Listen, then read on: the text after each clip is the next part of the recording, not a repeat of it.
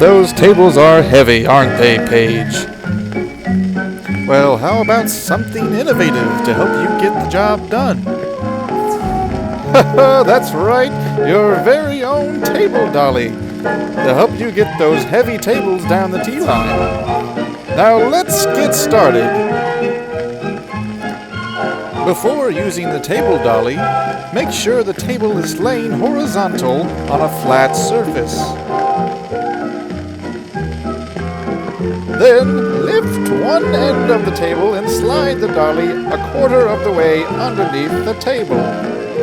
You're going to want to make sure that the table is secure and locked into position.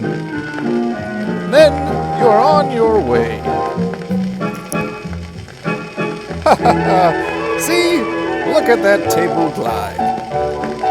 So are you ready, Paige? That's the attitude.